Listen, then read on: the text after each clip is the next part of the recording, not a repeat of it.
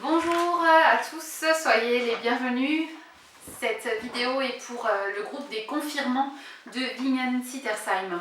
Vous aurez bien compris, mes chers confirmants, qu'aujourd'hui nous n'allons pas nous rencontrer en vrai, mais pour ces vacances, vous allez rester chacun à la maison et nous allons travailler un petit peu avec cette vidéo. Et j'ai envoyé avec le mail les documents dont vous aurez besoin à vos parents.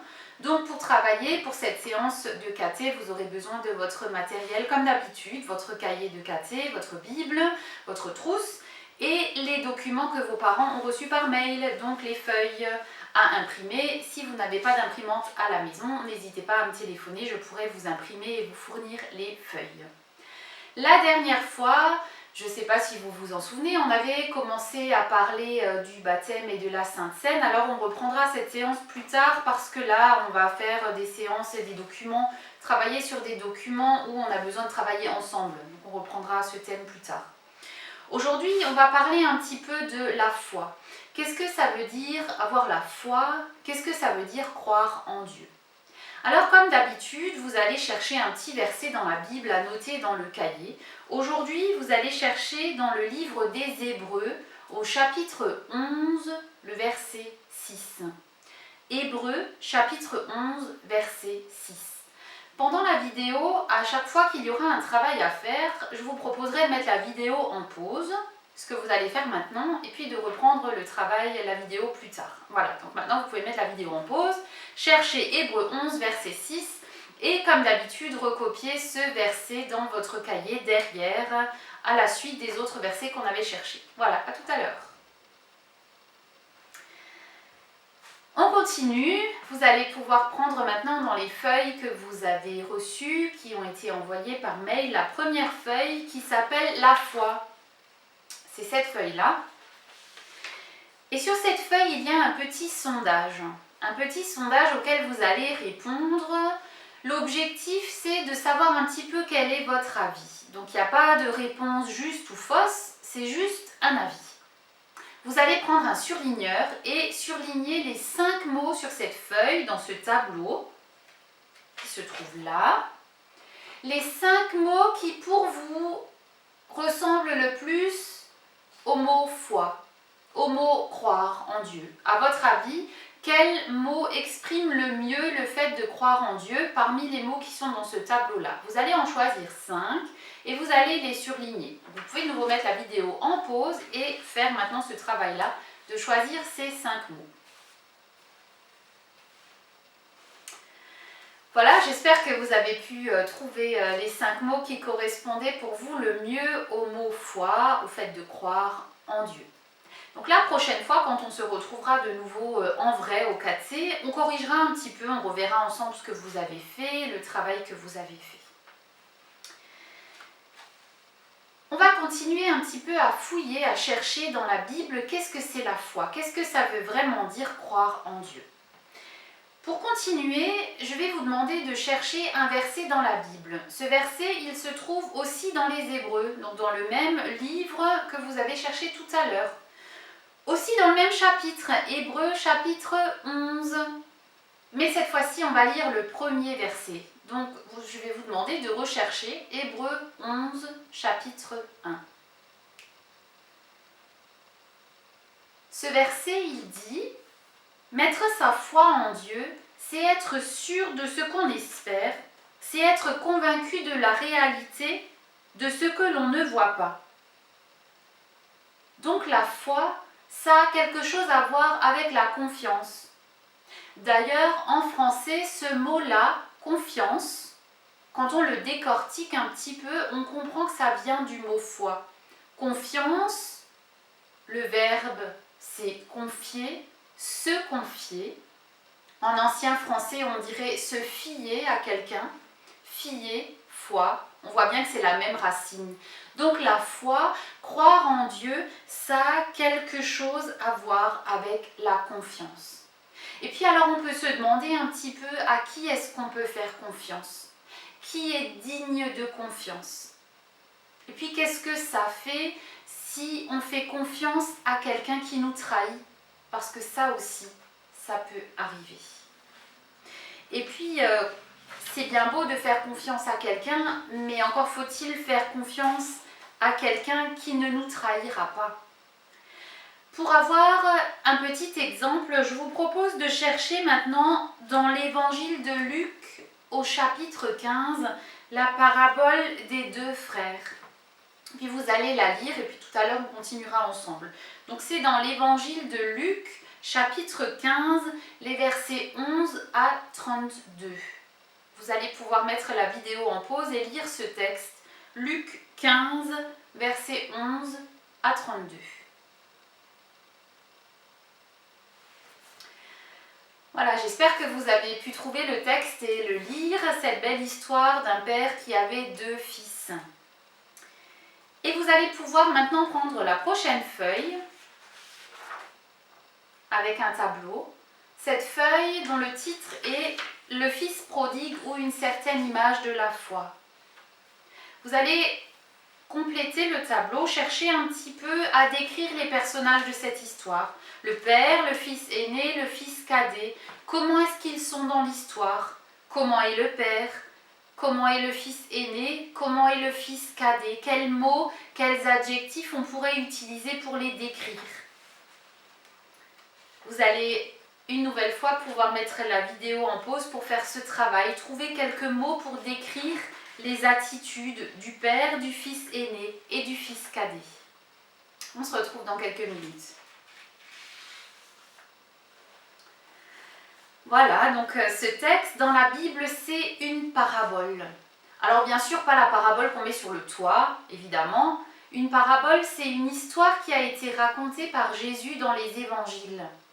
Mais une histoire, pas juste pour raconter des histoires. Quand Jésus racontait une parabole, quand Jésus racontait une histoire, c'était parce qu'elle était pleine de sens, parce qu'elle voulait dire quelque chose. Les paraboles, elles parlaient toujours de Dieu et des humains. Alors dans cette histoire, à votre avis, qui est l'image de Dieu? Est-ce que c'est le père? Est-ce que c'est le fils aîné, le fils cadet? Je vous laisse deviner un petit peu. Et puis dans cette histoire, qui sont les fils? Et puis qu'est-ce que cette parabole pourrait nous dire sur Dieu, sur nous? Ça c'est une question peut-être un petit peu difficile pour y répondre tout seul chez vous, mais je vous propose quand même d'essayer de le faire au crayon sur la feuille et puis on reprendra tout ça au prochain caté. Alors une nouvelle fois, faites une petite pause dans la vidéo, essayez de noter quelques idées sur la feuille, essayez de vous rappeler qu'est-ce que c'est qu'une parabole, et puis qui est une image du père dans l'histoire, qui est une image des fils, et puis qu'est-ce que cette parabole essaye de nous raconter sur Dieu et puis peut-être sur nous. Voilà, alors je vais continuer en vous racontant une autre histoire qui n'est pas une parabole que Jésus a racontée, mais ça aurait pu. C'est une histoire qui a été racontée un jour par un prêtre qui était aussi un motard, c'était un prêtre un petit peu original. C'est une histoire vraie. Jean, 20 ans, avait fait une chose terrible à ses parents. Vous savez, l'histoire dont personne ne parle, mais dont une famille ne se remet pas. Alors son père lui a dit, « Jean, va-t'en, ne remets plus jamais les pieds à la maison. » Alors Jean est parti, la mort dans l'âme. Et puis quelques semaines plus tard, il s'est dit, « J'ai été la pire des ordures. Je vais demander pardon à mon père. Oui, je vais lui dire pardon. » Alors il écrit à son père, « Papa, je te demande pardon, j'ai été le pire des pourris, mais je t'en prie, papa, peux-tu me pardonner? Je ne te mets pas mon adresse sur l'enveloppe, mais simplement, si tu me pardonnes, je t'en prie, mets un foulard blanc sur le pommier qui est devant la maison. Tu sais, la longue allée de pommiers qui conduit à la maison. Sur le dernier pommier, papa, mets un foulard blanc si tu me pardonnes. Alors je saurai. Oui, je saurai que je peux revenir à la maison. » Comme il était mort de peur, il se dit, « Je pense que jamais mon père ne mettra ce foulard blanc. » Alors il appelle son ami, son frère, Marc, et il lui dit, « Je t'en supplie, Marc, viens avec moi. Voilà ce qu'on va faire. Je vais conduire jusqu'à 500 mètres de la maison et je te passerai le volant. » Je fermerai les yeux. Lentement, tu descendras cette allée bordée de pommiers. Tu t'arrêteras. Si tu vois le foulard sur le dernier pommier devant la maison, alors je bondirai. Sinon, je garderai les yeux fermés et tu repartiras. Et je saurai que je ne pourrai plus jamais rentrer à la maison.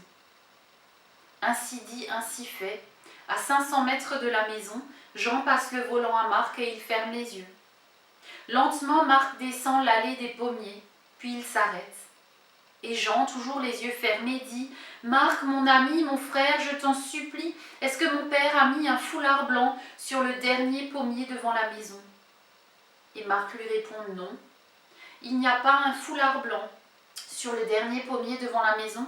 Il y en a des centaines sur tous les pommiers qui conduisent à la maison. » Voilà une jolie parabole qui pourrait aussi nous parler de Dieu, de nous. Finalement, croire, avoir la foi, ça nous interroge aussi sur qui est Dieu, quelle est l'image que nous avons de Dieu. Croire, mais croire en qui?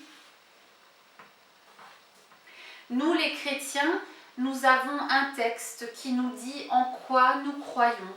Ce texte, il s'appelle la confession de foi, ou le credo, c'est la même chose. Ensemble, pour terminer cette séance, on va faire un exercice sur ce qu'on appelle la confession de foi. Alors pour vous aider, il y a une première page, donc c'est une page avec que du texte que vous pouvez lire. Une page qui vous explique un petit peu ce que c'est la confession de foi, et puis vous avez en bas le texte de la confession de foi. Ce texte, on va l'apprendre ensemble cette année. C'est aussi le texte que vous réciterez le jour de votre confirmation à l'église. C'est la tradition, on dit ensemble le credo, la confession de foi. Je crois en Dieu, le Père, je crois en Jésus-Christ, je crois au Saint-Esprit. Et puis, pour travailler un petit peu sur ce texte de la confession de foi, je vous propose de prendre les 2 dernières pages. Il y a une page avec un tableau vide et une page avec des textes et des images. En fait, cette page-là, il faudra la découper entièrement et la coller là-dessus. Les petites cases sont pour coller les images. À côté, il faut coller le texte de la confession de foi et en dessous l'explication. Évidemment, il faut remettre les choses dans le bon ordre. Par exemple, là, il y aura la première phrase de la confession de foi, l'image qui correspond et en dessous l'explication. Ensuite, pareil pour le Fils. Vous pouvez bien sûr vous aider de la feuille qui accompagne. Voilà ce que vous pourrez faire pour terminer ce travail. Et ensuite, vous pourrez compléter sur la feuille avec le tableau. Je crois que Dieu est. Et je vous proposerai de chercher 2 phrases à compléter dans chaque paragraphe. Je crois que Dieu est qui? Je crois que Jésus est qui? Je crois que le Saint-Esprit est qui? Et puis bien sûr, on reprendra ça la prochaine fois. Voilà, si vous avez des questions sur ce travail, n'hésitez pas à me joindre par téléphone, par mail. Sinon, la paroisse a aussi un compte Messenger sur Paroisse Protestante Vingensiet. Vous pouvez trouver le compte de la paroisse. Je peux aussi répondre à vos questions sur le compte Messenger.